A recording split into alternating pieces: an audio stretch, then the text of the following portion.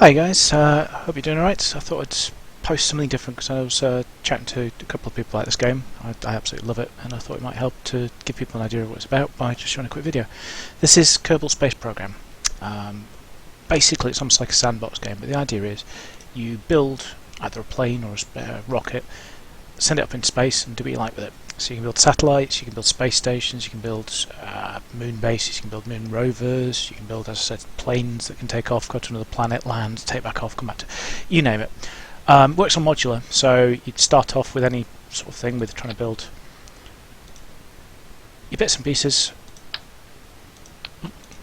in terms of what you'd like, fuel tanks, engines, etc. Lump it all together. You can then have separation stages on it as you do with sort of proper spaceships. So, for example, let's see, separators. Coupling.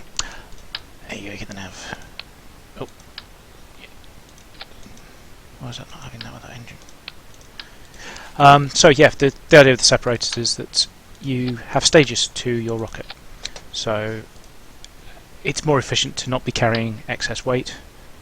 Therefore, if you don't have to, why carry it? So the idea of the coupling stages is, let's just put a ridiculous engine on. As you can see here, basically you've got 3 stages to this rocket. You can change that down to 2. Stage 1, main engine fires. Once that fuel tank there empties, you can then separate it off via the next one. Anyway, other than the spaceship construction hangar, where there are loads of options, different payloads, different aerodynamics, wheels, you name it, electrical, solar, etc. There's also the spaceplane hangar, where you can do similar with the spaceplanes. I'll very quickly show you a few preloaded ones. Spaceplanes are quite tricky because you've got to worry about the physics in this is very good. You've got to worry about aerodynamics, central mass, central lift, and you've got to sort of take those into account when you're actually designing planes. This is one I've designed. You see 4 engines, jet engines. It's also got a rocket engine at the back. The idea being get it up to altitude and then turn the jets off, put the rocket on. Jet engines are far more efficient, so if you can do that, in theory spaceplanes are a lot more efficient than rockets, but very, very difficult, and I haven't quite researched enough, I think, to get a properly effective orbital spaceplane yet. You can also hire astronauts, just select new astronauts. You've got engineers, pilots and scientists, and you can research new technologies. As you achieve certain things, you get scientific points. You spend those on researching new things. So, for example, one I'd really like to get is hypersonic flight, which gives you, advanced canards, a far better intake, which is what's really killing me at high altitudes. It's just trying to get the etc. Unlock those. You can then obviously build new, bigger, better, faster spaceships. So, without boring you too much, I'll quickly show you what I'm just trying to get done now. Lander plus rover. I think it's this one here. Let me just double check. Yeah, this is could go horribly wrong. I'll tell you now because I've not tested this in terms of actually taking it to the moon or anything like that. What the plan is on this is pilot, engineer, scientist. Yep. Is on this rocket here, although you can't really see it very well, there is a press wrong button. Trying to talk and do it at the same time. There is a moon rover, and I've not done this before. I'm trying to basically get this moon rover to the moon around planet Kerbal, and once there, hopefully I'm going to be able to land it, detach the moon rover, drive off, and do various bits and pieces. So first things you've got is you sort of just retract the landing gear. Ready for launch. That's the stability assistance. Because I've got a pilot, it just makes the thing a damn sight more stable. So throttle on the left hand side, do a lift off. So there's stage 1 with all the engines on. What I've got here is obviously 6 big fuel tanks on the outside. Fuel lines in, so these fuel tank and this fuel tank will drain first. At which point I can discard them, cut off a load of weight, and carry on going up. To give you an idea of the weight of this thing, though, we're looking at. So it goes away. It doesn't necessarily. But yeah, typically for every ton you want to put in space, you've got to use about 20 tons of fuel to get it there. So yeah, the less weight you can have, the better in terms of excess weight. Right, so that's the first engine's gone. And at the moment, this is all in meters. So 10,000 meters is around about 30,000 feet, which is roughly an aircraft cruising altitude. So it's going up nicely at the moment. Everybody's looking very happy. I'll show some bits and pieces inside the cockpit in a bit. Right, once you pass 10,000 metres, what you want to do, typically, as long as you don't cock it up, is start to rotate, because the idea of an orbit is not about going straight up. If you go straight up, eventually you're going to come straight back down again. You need to start going round the planet. To do that, you need to eventually get up to an orbital speed where you're going round it so fast that although you're falling towards it because of gravity, you're moving around in a circle basically. The centripetal force is matched by your gravitational force pulling you in. So for planet Kerbal, the atmosphere takes you up to around about 70,000 metres. Once you're above 70,000 metres, there is no atmospheric resistance.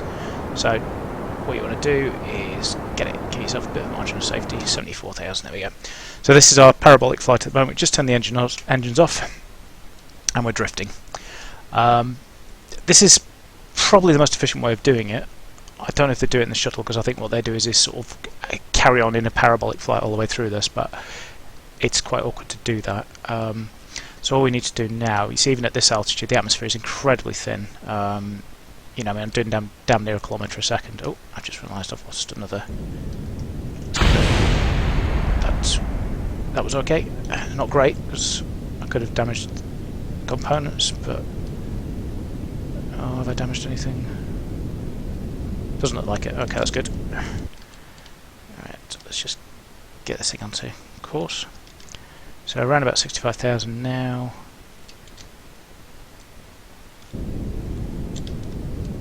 Okay, let's start getting some forward speed. So you see our speed's dropped down to 700 metres, 750 metres a second. To get a Kerbal orbit, you need around about 2,200, a little bit over, depending on altitude. So what we're doing now is accelerating up. There's the debris from the bits I've jettisoned so far, and taking the throttle. So here we go. So we're now in space, but we're not in orbit. If we turn the engines off, we just fall back down to Kerbal at the moment. So this AP here is the apoapsis is kind of the highest point you get to. You've got apo and periapsis.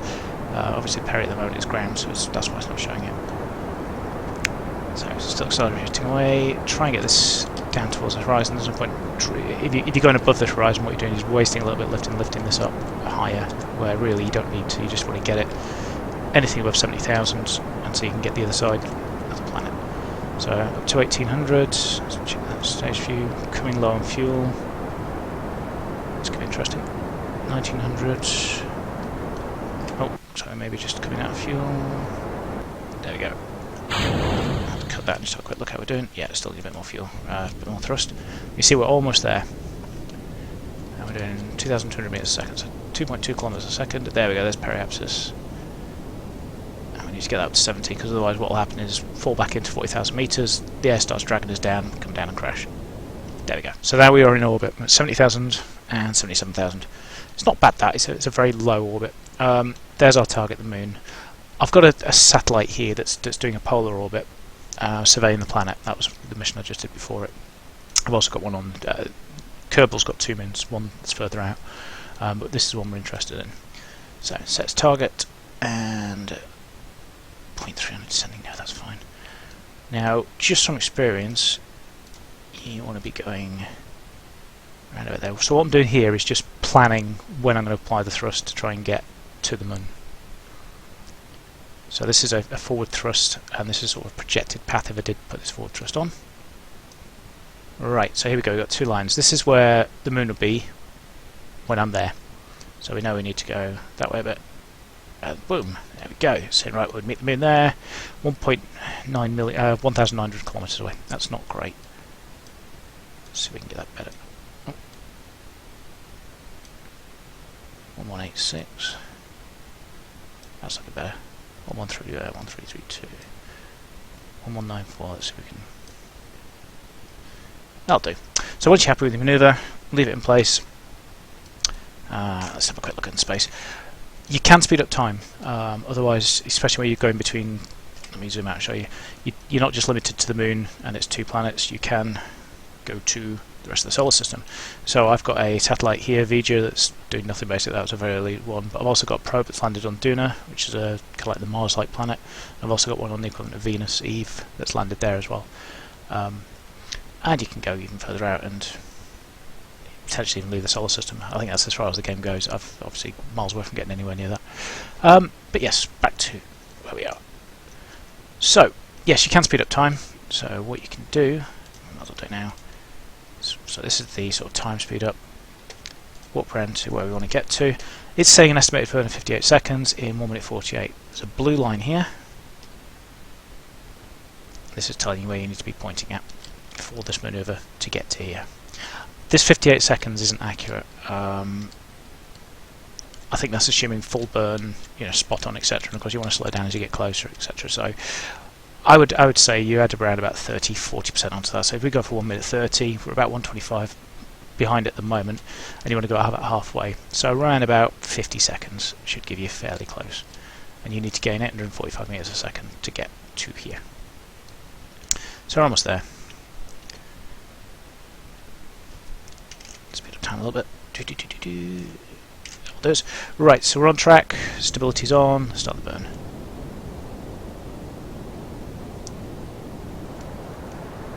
It's silent in this mode because we're obviously not in the ship itself. But if you're trying to do these kind of manoeuvres, you can't do them in the ship. You just can't see where you're going to be ending up or anything like that. So, although graphically this isn't spectacular for the manoeuvres, it's vital. This is how you plan and execute the stuff you need to do to get from A to B. Once you get to B, or even on the way, you can then revert back to your actual view and enjoy the view. Because you can build some crazy things, space stations with retracting solar panels and all that business, you can have some absolutely fantastic look, with lights on them and everything else. Yeah, you can have some stunning spaceships. And yeah, you can do some fun stuff, trying to do orbital docking manoeuvres and yeah, just trying to rescue Kerbits from orbit and things like that. Kerbals from orbit. So yeah, it's good. But part of the beauty is you can do missions which give you rewards, such as rescuing Kerbals from orbit or going to a certain planet and things like that. So one of the missions I've got at the moment, oddly enough, is planting a flag on the moon, so that should be fairly easy. So we're almost there on the speed. So I've dropped the throttle right the way back, as you'll suddenly see. Right, that's got to shoot off. There we go. Periapsis. 3, 2, 1.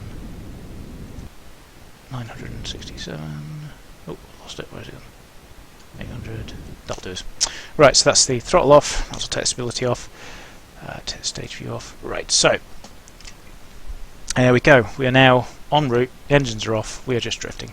Let's have a look inside the space station, the spaceship. You've got 3 Kerbinauts quite happily sat here. You just about see them.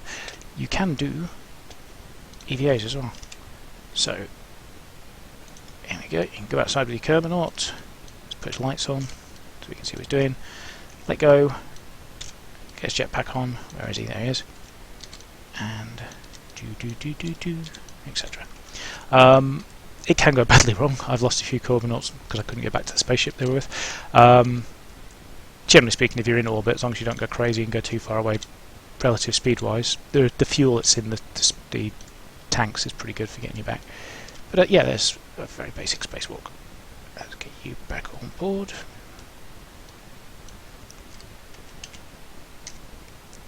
And board. Right, so that's a very brief view. So, as you can see, there's our moon. Just see the thin sheath of the atmosphere coming through now. And the stunning space outside. Yeah, this craft's fairly basic in terms of its prettiness. We've got lights, great.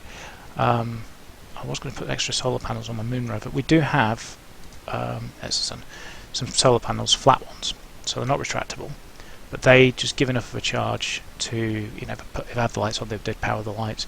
But also manoeuvres. If you're deploying landing gears, etc., that all obviously requires electricity, as does turning the rocket without using thrusters. It uses it by sort of gyroscopes. Gives you a very basic sort of turning power. So.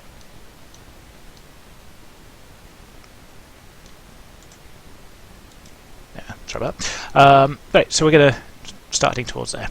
2 ways of doing it. It's another sit and wait. We can speed time up and enjoy watching Kerbal. As you can see, very similar Earth-like planet, although the day's 8 hours long rather than the 24 we have. Other than that, it's pretty much the same gravity, etc. Different planets have completely different atmospheric conditions, atmospheric densities, gravities, the lot. And yeah, when you're planning your missions, you really do have to take into account what you're trying to land on. The moon here has no atmosphere, so there's no point in having parachutes, and you've got to come up with... I tell you what, hats off to the Apollo guys. It is tricky landing this thing, because you're coming in so fast, and obviously fuel's such an important thing, that trying to balance that, and gravity's so low that it's very twitchy. It's an incredibly difficult thing. Planets with atmosphere is a little bit easier, because obviously you can use the atmosphere to slow you down, parachutes to suddenly get yourself the right way up, and yeah, it can make it a lot easier. Unless you hit a super dense, like the Venus type planet, which the first time I did that, I skimmed the outer atmosphere and my craft promptly disintegrated because the atmospheric density was so high. So yeah, each planet has got different challenges. Each moon is different. The outer moon, although it's further to get to, is so damn so easy to land on because the gravity is so much lower. You can really come in gently. Whereas this one, the gravity's, I think it's about a tenth. Let's have a look. So we've got the moon.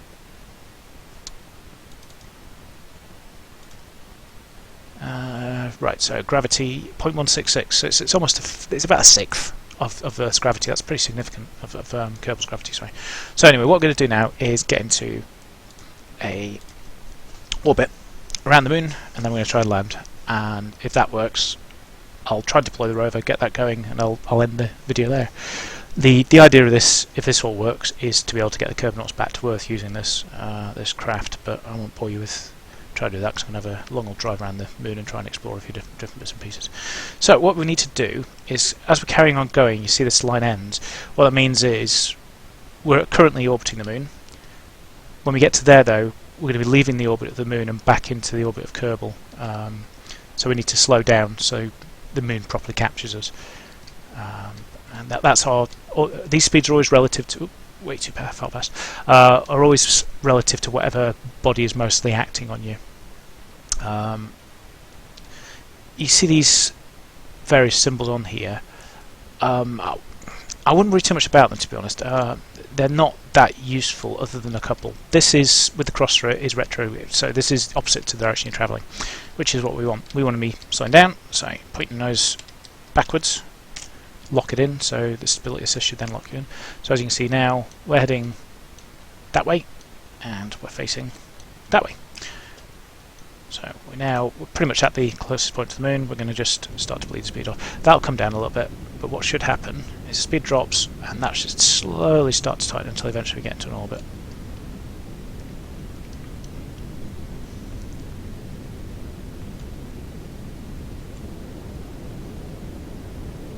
There she goes.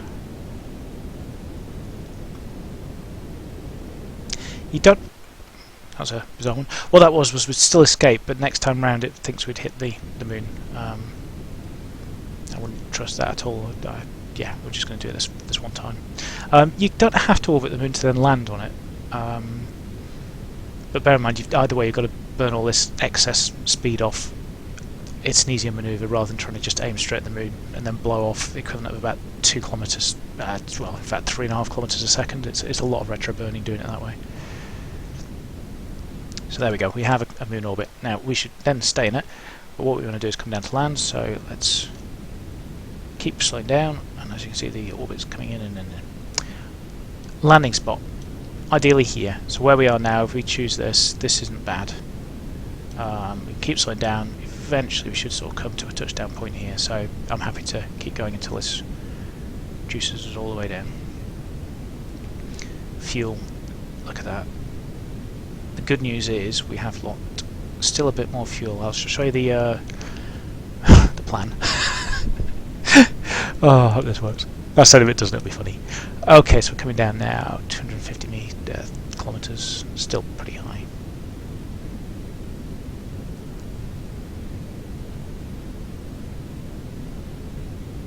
Let's take it down to about 30 kilometres. There we go, that'll do it. Right, now that is relative to the flat surface, so you do get elevations and depressions on it for something to bear around. Now at the moment, all that fuel is coming from this one tank here, which is pretty much out. Once that's out, we're then onto this tank. So we still have a fair bit of fuel left. Now, in terms of fuel-wise, that little tank there, we used 2.5, 3 times that just to get up to 8,000 meters on takeoff. We used pretty much 6 times of that, in fact 6, 7 times that much fuel just to get into orbit.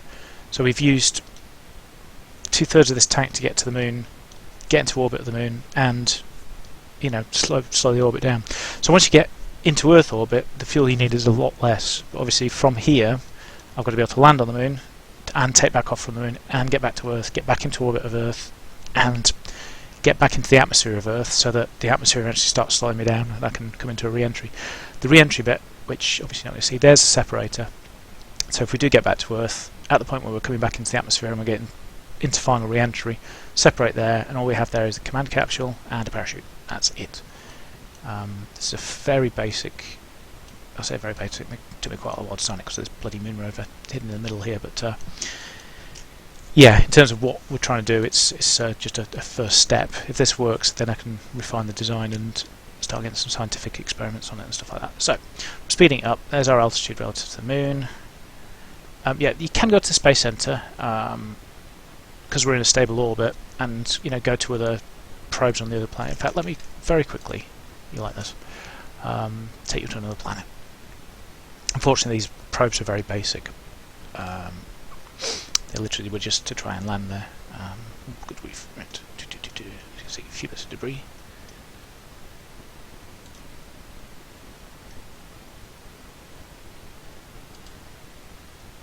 No, it's not that one.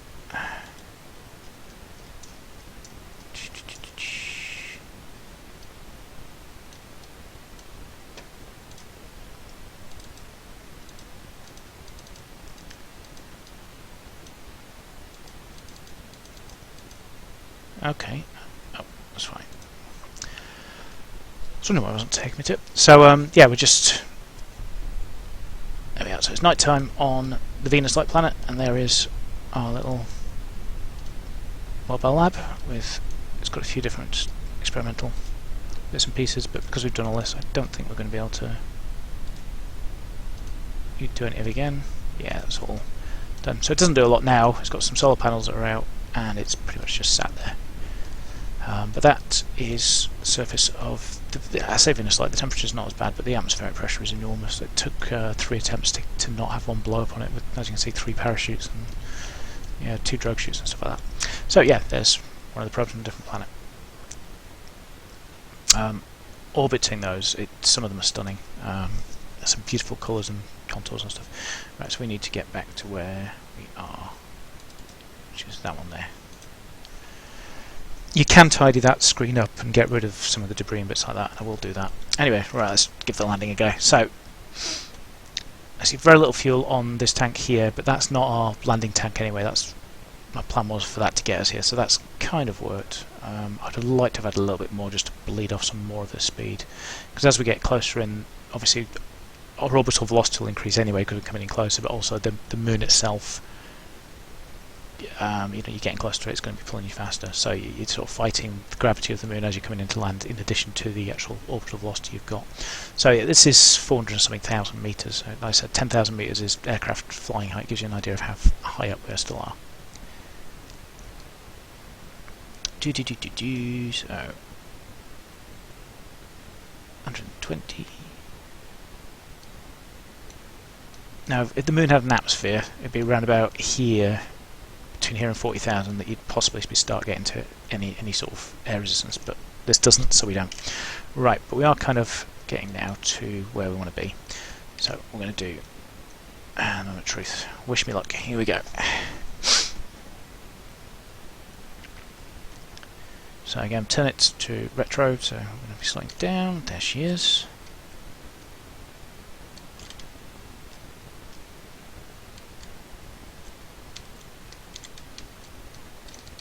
God, I hope this works.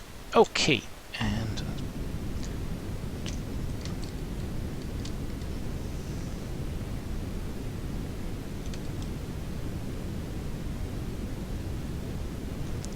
now if we go to this, you'll see this. Oh, why is that increasing? Oh, of course, because we're burning off here. It isn't increasing, it's just going further away, because what's happening is we're bleeding the speed off, so it is getting lower down. But that's the furthest away point, so that's the bit that's going to drop the fastest. We're probably just about out of fuel now.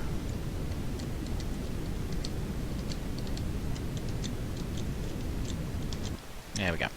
So cut the throttle, attach that, and it's going for a burn.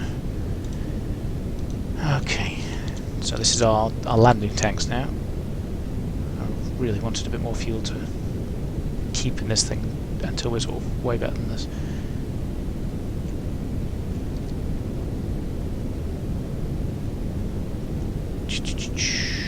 Five, four, three, two, one. There we go. And that looks a good enough landing spot. So we're now coming in to it. So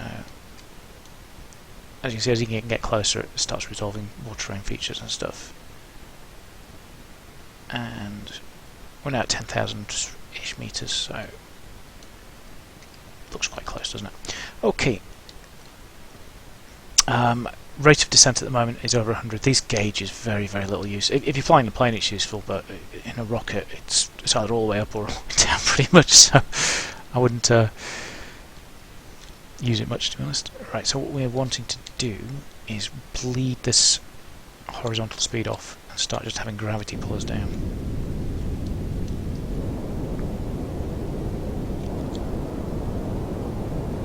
What should happen with this is this here should start going this way. I'm going to have to think about it. So they're up or down. Right, relative to that, we will be going downwards, so that should be moving upwards. There we go, you see it's starting to go now. So what that means is we are starting to fall towards the moon more than we're stopping our trajectory. And that's fine, because we're bleeding off the rotational speed while still allowing ourselves to drop at the moment, because we've still got 5,000, 15,000 feet worth of height to go. But we really do need to bleed some of this cross speed off. Okay, I don't know if we're going to be able to do this and get back to Earth. Kerbal. Right, so we're now starting to... Let's get landing gear down. Let's get the lights on. Press one button. Right, so landing gear's on, lights down, there's our shadow. That's pretty good. More by luck than anything, but we're still doing 40 odd meters a second. That blast back effect we're getting is because my landing gear is positioned in a very bad place. So what we're trying to do is just keep that nose pointed as close to the vertical as we can. Oh, I'm happy with that, as long as it didn't tip over. Don't tip, don't tip. There we go. Oh, right. I'm very, very happy with that. That was one of my better landings. Now, if this works, hopefully, 9. There we go. Disengages my Mars rover. Off she wanders. Now, let's get our engineer into it. So, engineer's going to jump out. We should have a ladder. There we go. Extend the ladder. I should have put the brakes on the rover. Okay. This is looks better than just falling off the top, doesn't it? He's still going to fall from here, but there we go.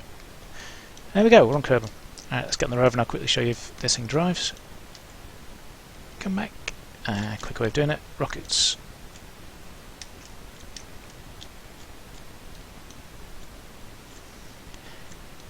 Now see the testing had all done. I'd always put the brakes on. Can't believe I forgot to put the brakes on. Oh, let's get up a bit. Look at it roll. Yeah, this is just purely rolling. It's not, the engines aren't on or anything like that. It's just, it's got no rolling resistance. It's just going downhill at the moment. So what we're going to try and do is get in front of it and use our body to stop it, which is always a good idea. Yeah.